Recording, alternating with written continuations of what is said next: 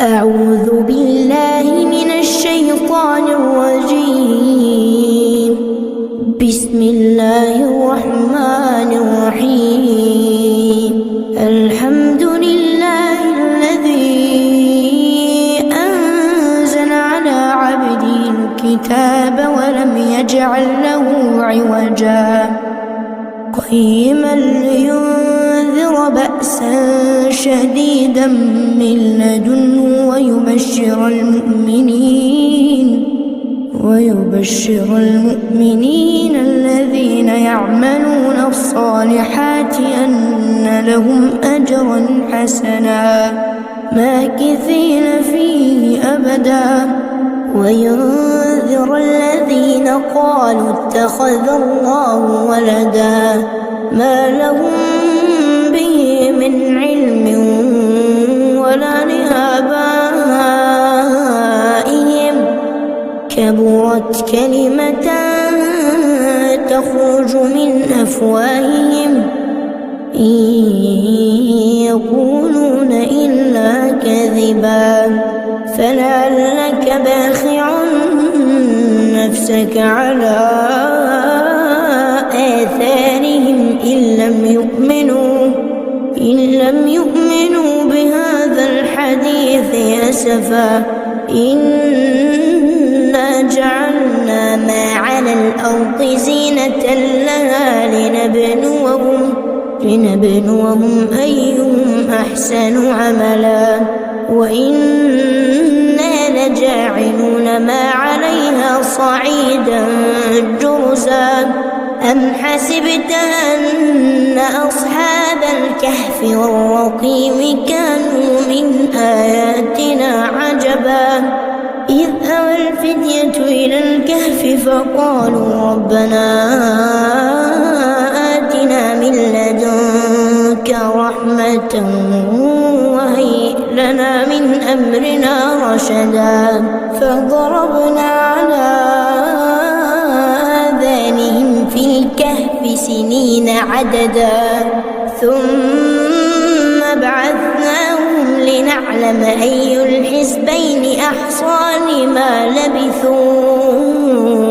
أمدا نحن نقص عليك نبأهم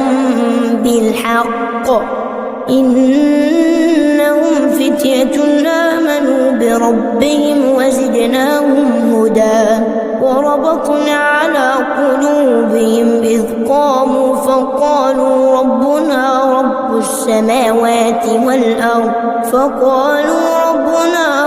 السماوات والأرض لن ندعو من دونه إلها لقد قلنا إذا شططا هؤلاء قوم اتخذوا من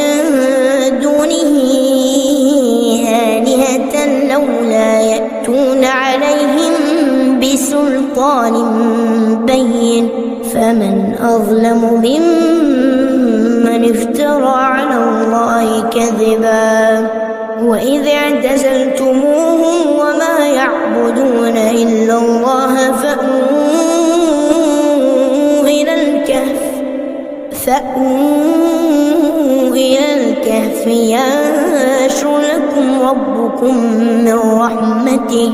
ينشر لكم ربكم من رحمته ويهيئ لكم من أمركم مرفقا وترى الشمس إذا طلعت تزاور عن كهفهم ذات اليمين وإذا غربت تقرضهم ذات الشمال وهم في فجوة منه ذلك من آيات الله من يهد الله فهو المهتد ومن يضلل فلن تجد له وليا مرشدا وتحسبهم أيقاظا وهم رقود ونقلبهم ذات اليمين وذات الشمال وكلبهم باسط اطلعت عليهم لوليت منهم فرارا ولملئت منهم رعبا وكذلك بعثناهم ليتساءلوا بينهم قال قائل منهم كم لبثتم قالوا لبثنا يوما أو بعض يوم قالوا ربكم أعلم بما لبثتم فابعثوا أحدكم بورقكم هذه إلى المدينة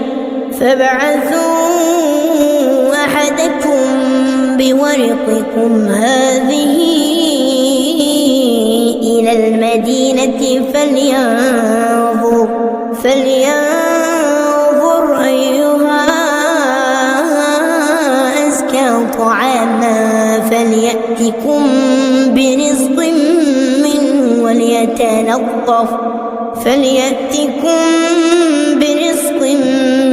منه وليتلطف ولا يشعرن بكم أحدا إنهم إن يظهروا عليكم يرجموكم أو يعيدوكم في ملتهم ولا تفلحوا إذا أبدا وكذلك أعثرنا عليهم ليعلموا أن وعد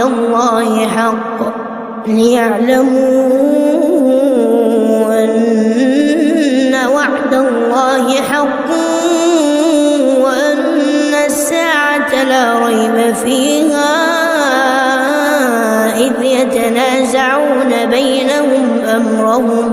إذ يتنازعون بينهم أمرهم فقالوا ابنوا عليهم بنيانا ربهم أعلم بهم قال الذين غلبوا على أمرهم لنتخذن عليهم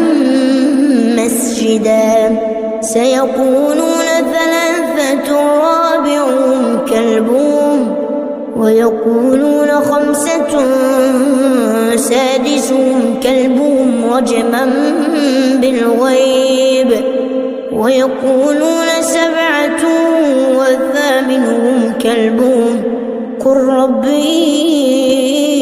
أعلم بعدتهم ما يعلمهم إلا قليل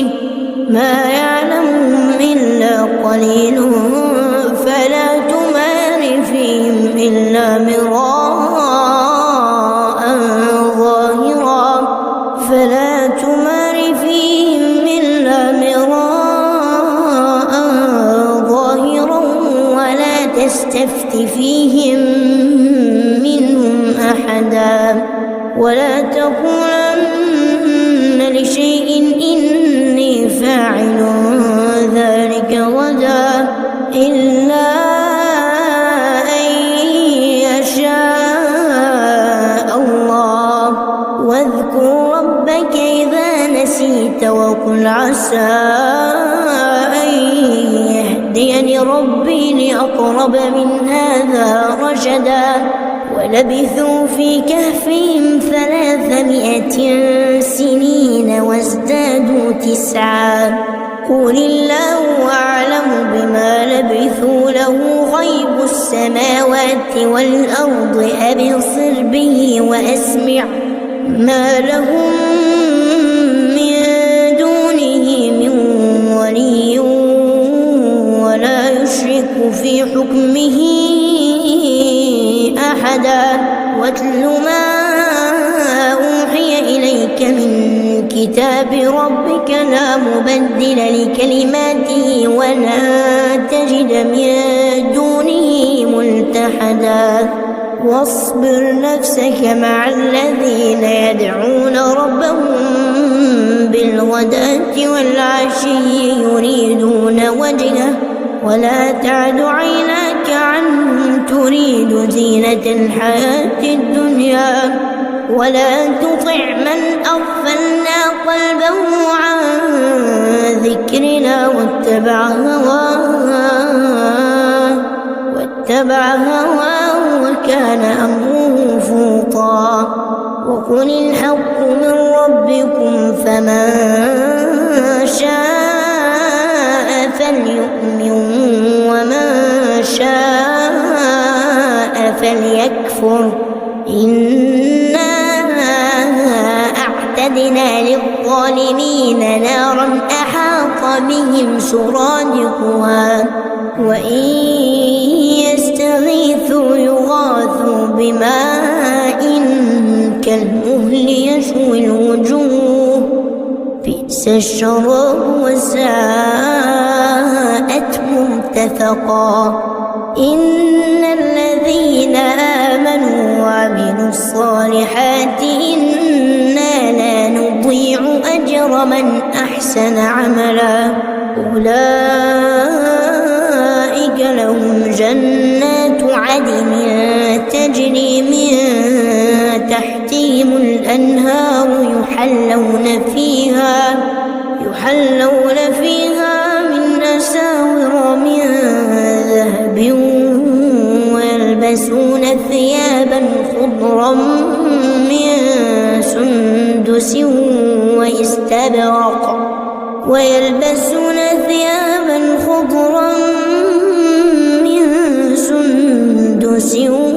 واستبرق متكئين فيها على الأرائك نعم الثواب وحسنت مرتفقا واضرب لهم مثلا رجلين جعلنا لأحدهما جنتين من أعناب وحففناهما بنخل وجعلنا بينهما زرعا كلتا الجنتين آتت أكلها ولم تظلم منه شيئا وفجرنا خلالهما نهرا وكان له ثمر فقال لصاحبه وهو يحاوره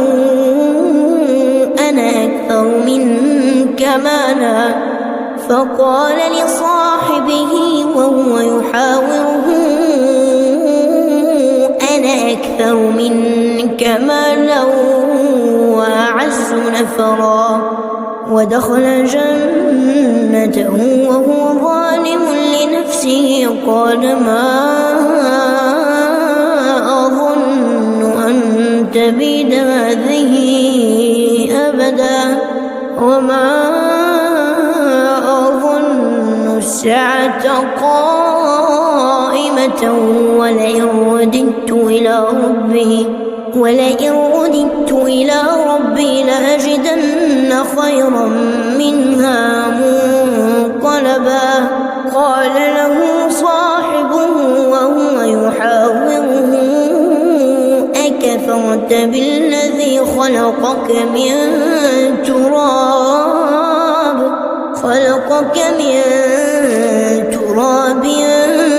ثم من نطفة ثم سواك رجلا لكنه الله ربي ولا أشرك بربي أحدا ولولا إذ دخلت جنتك قلت ما شاء الله لا قوة إلا بالله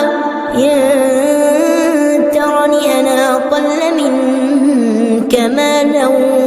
وولدا فعسى ربي أن يؤتيني خيرا من جنتك ويرسل عليها حسبانا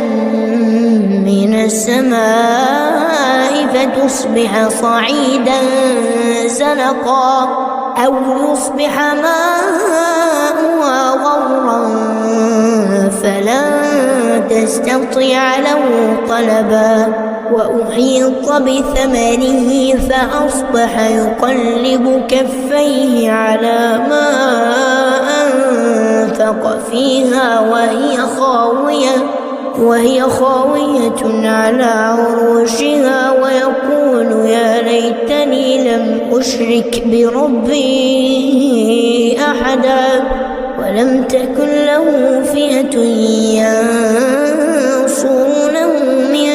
دون الله وما كان منتصرا هنالك الولاية لله الحق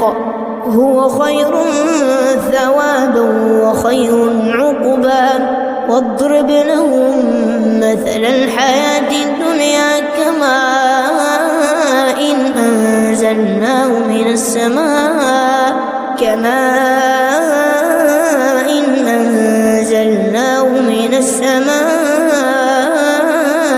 فاختلط به نبات الأرض فأصبح هشيما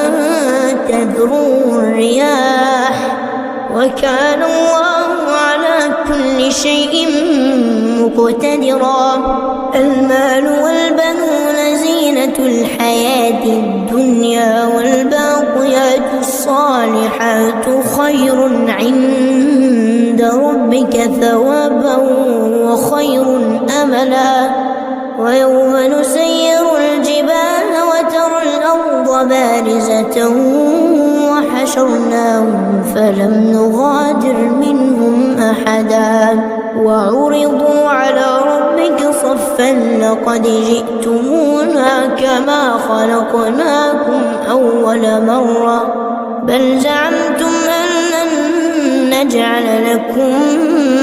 موعدا ووضع الكتاب فترى المجرمين مشفقين مما فيه ويقولون يا ويلتنا ما لهذا الكتاب لا يغادر صغيرة ولا كبيرة إلا أحصاها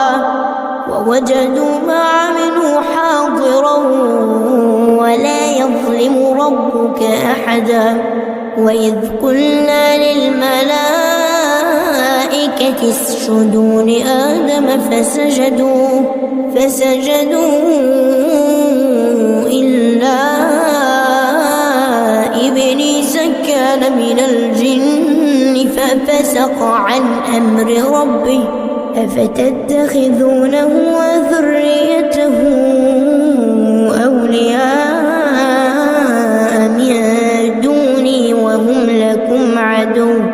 بئس للظالمين بدلا ما أشهدتهم خلق السماوات والأرض ولا خلق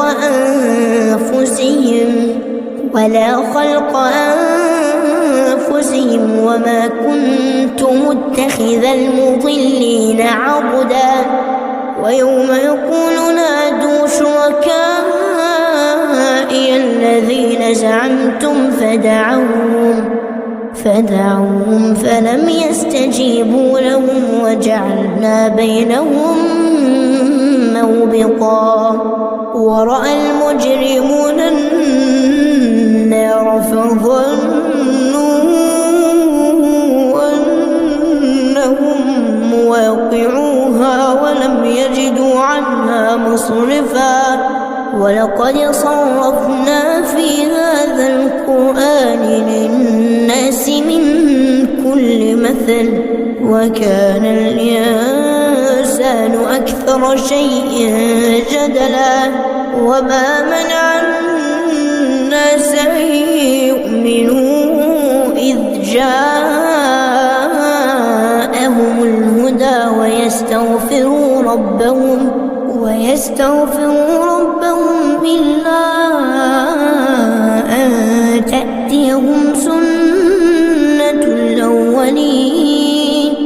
إلا أن تأتيهم سنة الأولين أو يأتيهم العذاب قبلا وما نرسل المرسلين إلا مبشرين ومنذرين ويجادل الذين كفروا بالباطل ليدحضوا به الحق واتخذوا آياتي بآياتي وما أنذروا هزوا ومن أظلم ممن ذكر بآيات ربه فأعرض عنها ونسي ما قدمت يداه إنا جعلنا على قلوبهم أكنة أن يفقهوه وفي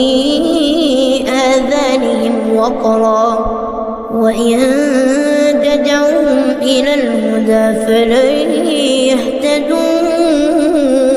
إذا أبدا وربك الغفور ذو الرحمة لو يؤاخذهم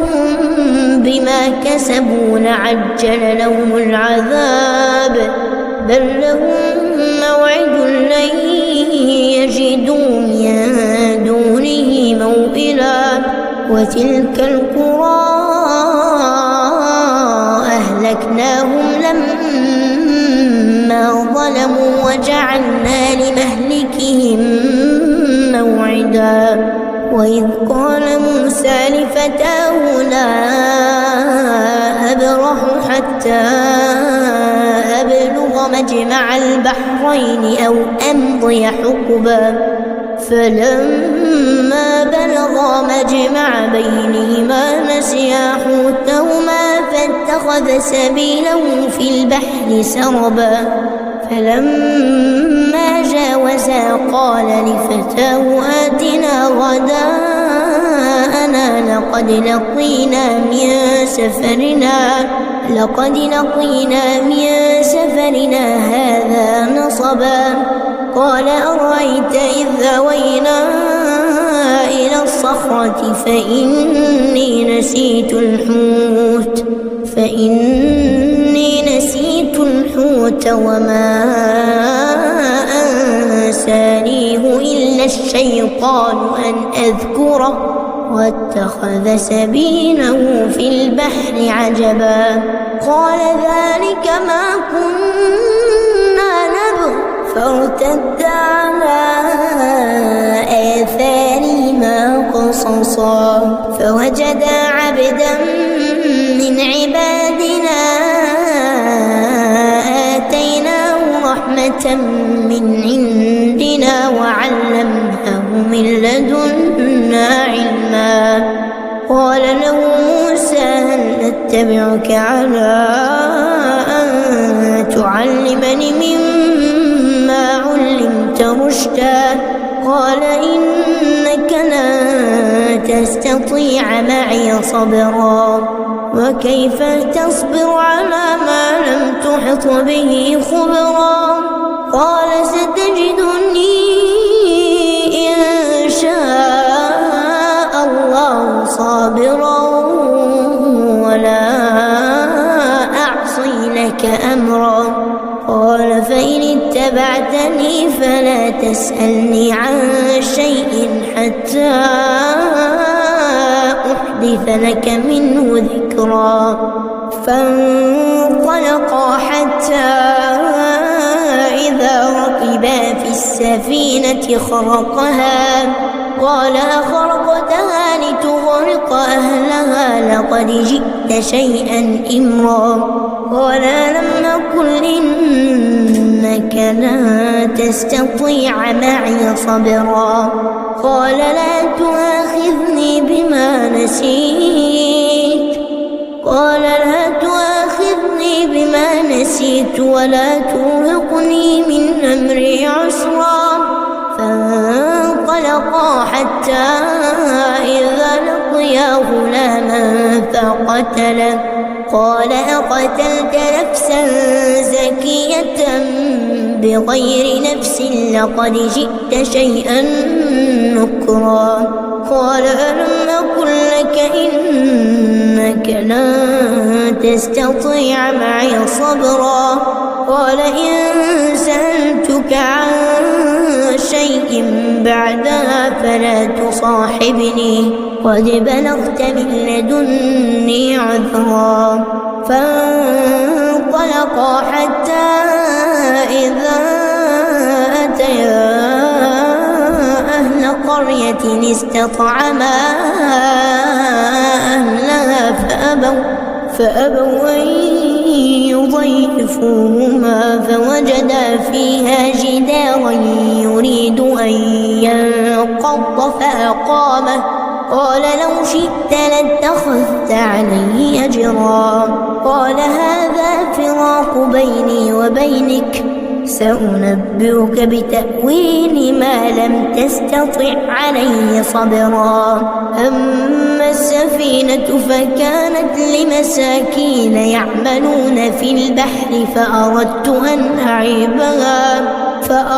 أن أعيبها وكان وراءهم ملك يأخذ كل سفينة غصبا وأما الغلام فكان أبواه مؤمنين فخشينا أن يرهقهما طغيانا وكفرا فأردنا أن يبدلهما ربهما خيرا منه زكاة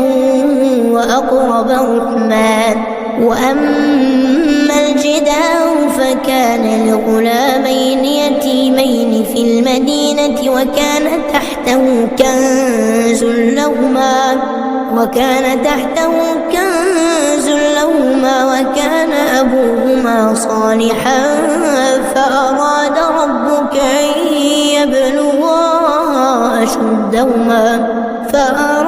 ربك أن يبلغا أشدهما ويستخرجا كنزهما رحمة من ربك وما فعلته عن أمري ذلك تأويل ما لم تسطع عليه صبرا ويسألونك عن ذي القرنين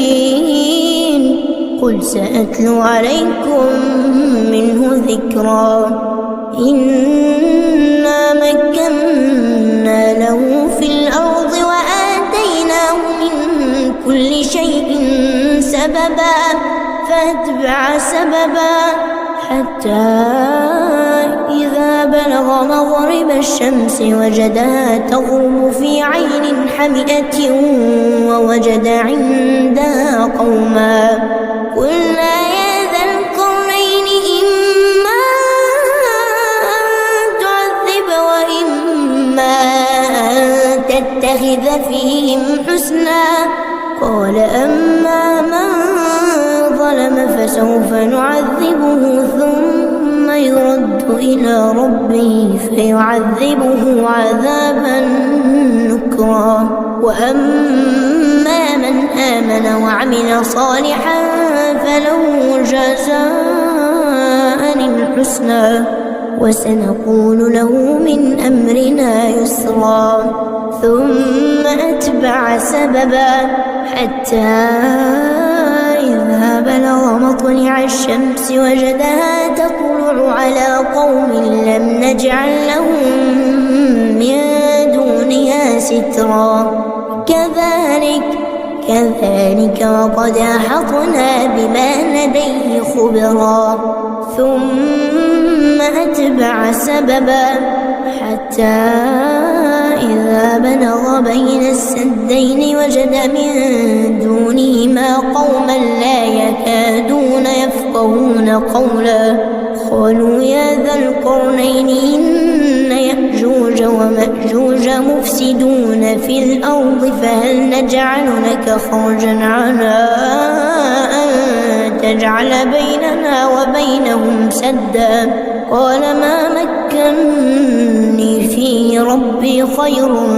فاعينوني بقوة أجعل بينكم وبينهم ردما آتوني زبر الحديد حتى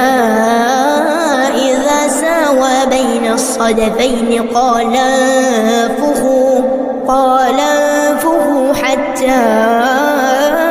إذا جعله نارا قال آتوني أفرغ عليه قطرا فما استطاعوا أن يظهروه وما استطاعوا له نقبا قال هذا رحمة من ربي فإذا جاء وعد ربي جعله دكاء وكان وعد ربي حقا وتركنا بعضهم يومئذ يموج في بعض ونفخ في الصور فجمعناهم جمعا وعرضنا جهنم يومئذ للكافرين عرضا الذين كانت أعينهم في غطاء عن ذكري وكانوا لا يستطيعون سمعا أفحسب الذين كفروا أن يتخذوا عبادي من دوني أولياء إنا أعتدنا جهنم للكافرين نزلا قل هل ننبئكم بالأخسرين أعمالا الذين ضل سعيهم في الحياة الدنيا وهم يحسبون أنهم يحسنون صنعا أولئك الذين كفروا بآيات ربهم ولقائه فحبطت أعمالهم فلا نقيم لهم يوم القيامة وزنا ذلك جزاؤهم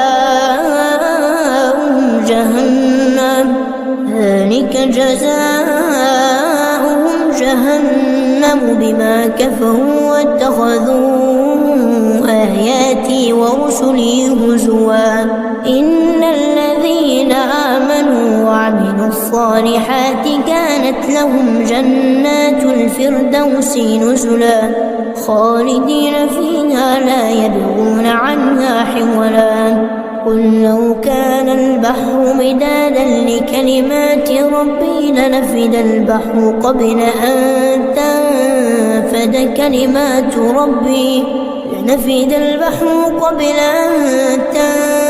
كلمات ربي ولو جئنا بمثله مددا قل إنما